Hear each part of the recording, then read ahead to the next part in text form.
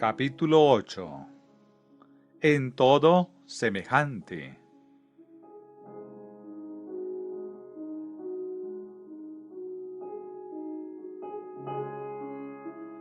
Debe ser particularmente notado que en el primero y en el segundo capítulos de Hebreos, el tema y debate acerca de la persona de Cristo es especialmente con respecto a la estrecha relación de Cristo con Dios y con el hombre, especialmente concerniente a la naturaleza y forma.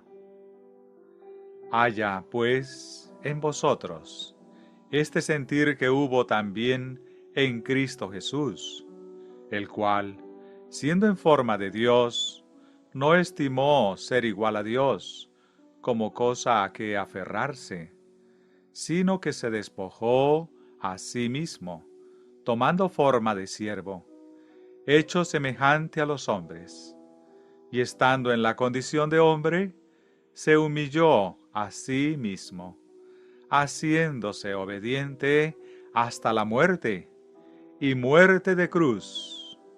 Filipenses 2, versículos 5 al 8.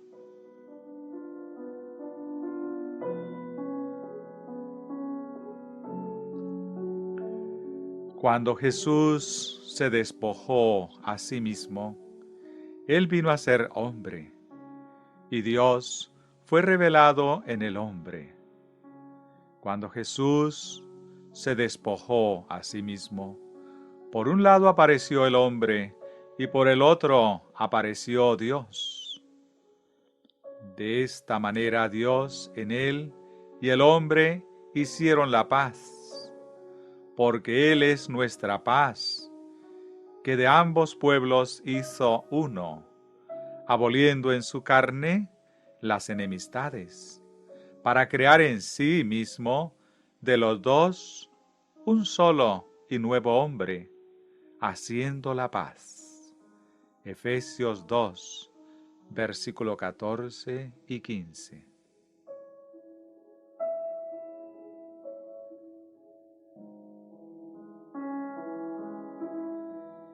Él, que era en forma de Dios, tomó la forma humana. Él, que era igual a Dios, se hizo igual con el hombre. Él, que era creador y Señor, tomó la forma de criatura y siervo. Él, que era la semejanza de Dios, fue hecho en la semejanza del hombre.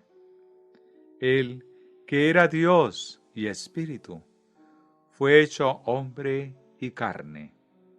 Primera de Juan 1:1 y también verso 14.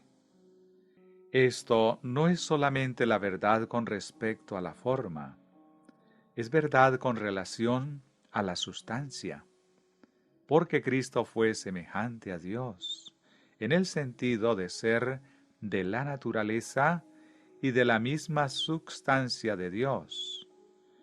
Él fue hecho en la semejanza del hombre, y en el sentido de ser igual al hombre, en naturaleza y en la misma sustancia del hombre. Cristo era Dios. Él fue hecho hombre, y cuando fue hecho hombre, fue hombre tan realmente como Él era Dios. Él vino a ser hombre para poder redimir al hombre. Él vino al hombre donde el hombre está, para traerlo a donde Él estaba y está, y para redimir al hombre de lo que Él es. Él fue lo que el hombre es. El hombre es carne. Génesis 6:3. Juan 3:6.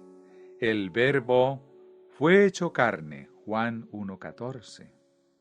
Hebreos 2:14. El hombre está bajo la ley. Romanos 3:19. Cristo fue nacido bajo la ley. Gálatas 4:4. El hombre estaba bajo la maldición. Gálatas 3:10. Zacarías 5:1 al 4. Cristo fue hecho maldición. Gálatas 3:13. El hombre está vendido al pecado. Romanos 7:14. Cargado de pecado. Isaías 1:4. Y más, Jehová cargó en él el pecado de todos. Isaías 53:6. El hombre es cuerpo de pecado. Romanos 6:6. Y Dios por nosotros lo hizo pecado. Segunda de Corintios 5:21.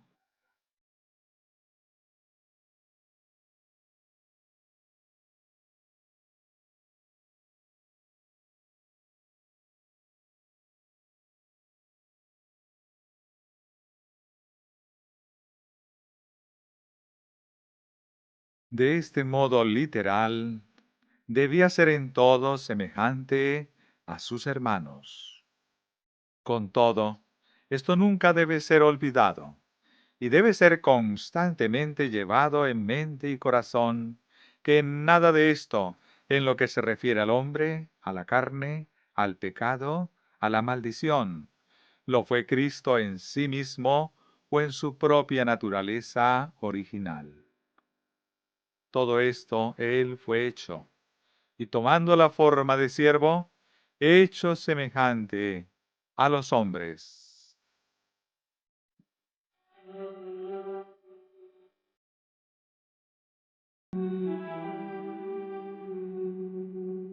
En todo esto, fue Cristo hecho lo que antes Él no era, para que el hombre pudiera ser hecho ahora y siempre lo que Él no es. Cristo era el Hijo de Dios. Él vino a ser Hijo del hombre, para que los hombres fueran los hijos de Dios. Gálatas 4:4. Primera de Juan 3:1. Cristo era Espíritu. Primera de Corintios 15:45.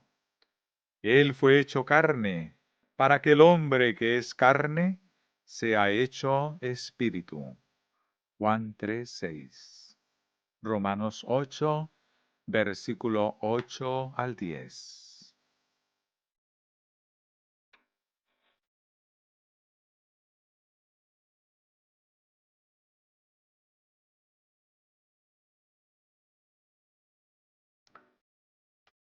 Cristo, que fue totalmente de la naturaleza divina, fue hecho partícipe de la naturaleza humana, para que nosotros, que somos totalmente de la naturaleza humana, podamos ser participantes de la naturaleza divina.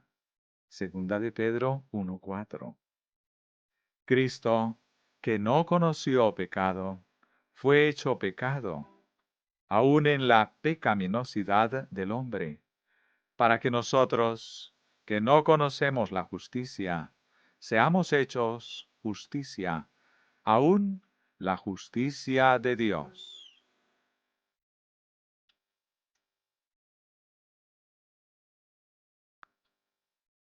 Y como la justicia de Dios, la cual está en Cristo, el hombre es hecho esta real justicia. Por tanto, el pecado del hombre, el que Cristo fue hecho en la carne, fue real pecado. Tan cierto como nuestros pecados, que están en nosotros, son reales para nosotros, de igual manera, cuando esos pecados fueron puestos sobre él, fueron real pecado para él.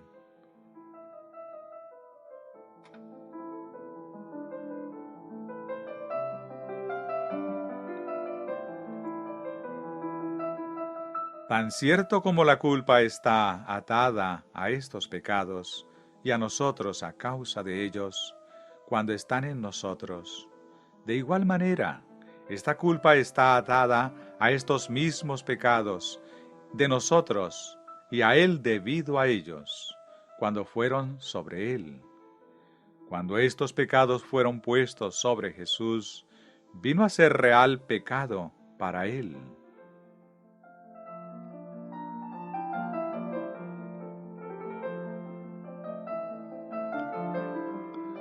Como el sentido de condenación y desaprobación de nuestros pecados es real para nosotros, de igual manera, este mismo sentido de condenación y desaprobación a causa de la culpa de los pecados fue reconocido por Cristo cuando estos pecados nuestros fueron puestos sobre Él.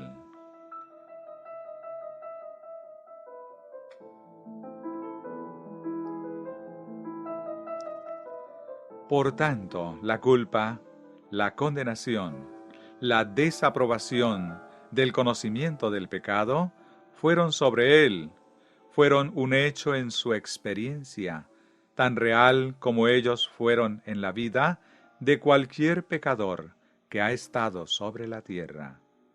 Y esta gran realidad trae a toda alma en el mundo la gloriosa verdad que la justicia de Dios y el resto, la paz y el gozo de la justicia, es un hecho en la experiencia del creyente, en Jesús, en este mundo, tan real como es en la vida de cualquier santo que pueda estar en el cielo.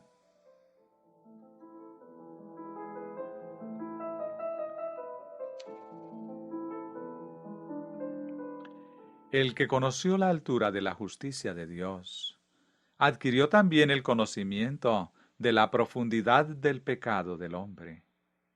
Él conoció el horror de la profundidad del pecado del hombre, así como conoce la gloria de las alturas de la justicia de Dios. Y por esto, por su conocimiento, justificará mi siervo a muchos. Isaías 53, 11. Por este conocimiento, Él puede liberar a todo pecador de la profundidad del pecado y levantarlo a las alturas de la justicia, aún la misma justicia de Dios.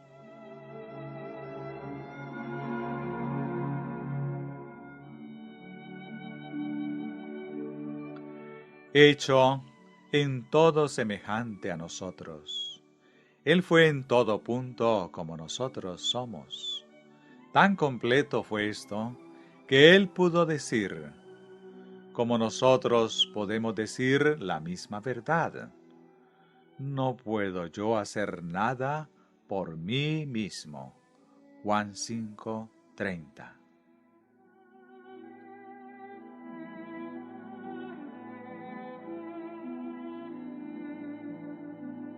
De Él, esto fue enteramente verdad que, en las debilidades y dolencias de la carne, las nuestras que Él tomó, fue como el hombre que está sin Dios y sin Cristo. Por esto es que únicamente sin Él, el hombre nada puede hacer. Con Él y por medio de Él está escrito: todo lo puedo en Cristo. Para aquellos que están sin Él, está escrito: porque separados de mí, nada podéis hacer.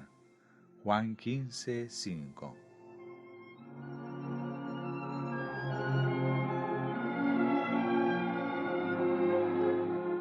Por lo tanto, cuando Él mismo dice, no puedo yo hacer nada por mí mismo, esto hace cierto que en la carne, debido a nuestras debilidades que tomó, debido a nuestra pecaminosidad heredada y existente, las cuales fueron puestas sobre Él e impartidas a Él, fueron en sí mismas, en esa carne, exactamente como es en el hombre, que en las debilidades de la carne está cargado con pecados existentes y hereditarios, y que está sin Dios. Y puesta de este modo la debilidad, cargada de pecado e inútil como nosotros somos, en fe divina exclama: yo confiaré en Él. Hebreos 2:13.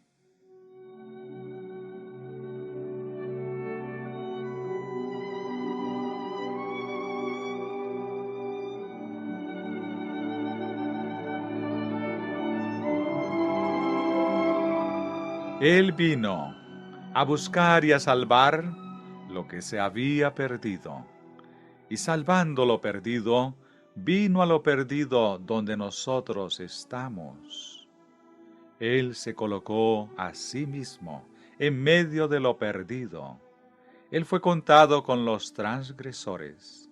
Él fue hecho pecado desde el punto de la debilidad y dolencias de lo perdido. Confió en Dios para que lo librara y lo salvara. Cargado con el pecado del mundo y tentado en todo como nosotros lo somos, esperó en Dios para que lo salvara de todos estos pecados y lo guardara de pecar. Salmos 69, 1 al 21, capítulo 71, versículo 1 al 20, capítulo 22, verso 1 al 22, capítulo 31, versículo 1 al 5.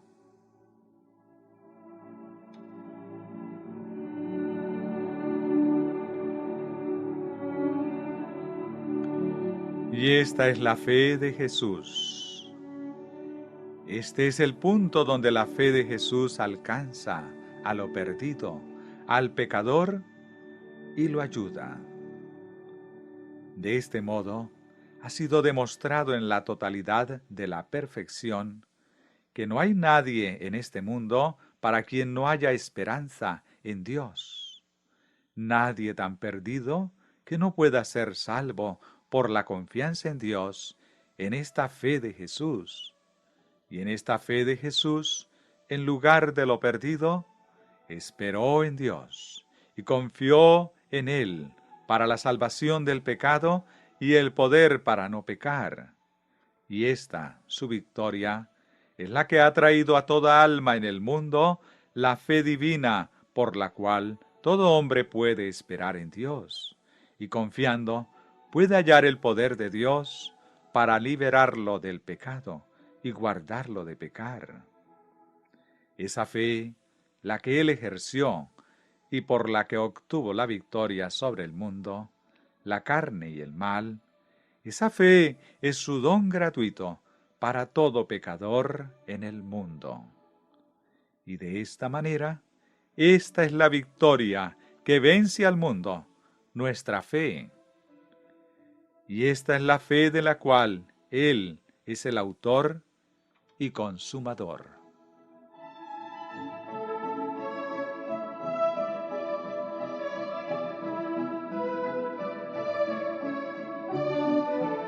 Esta es la fe de Jesús, que es dada a los hombres.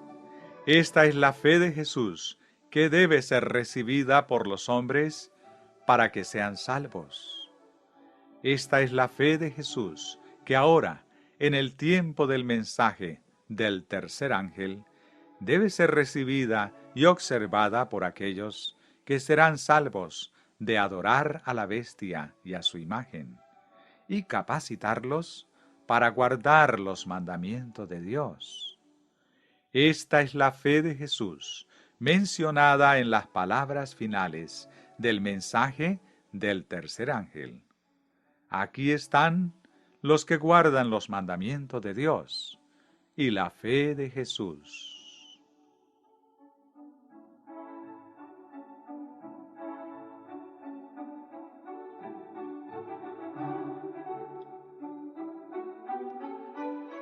Ahora bien, el punto principal de lo que venimos diciendo es que tenemos tal sumo sacerdote.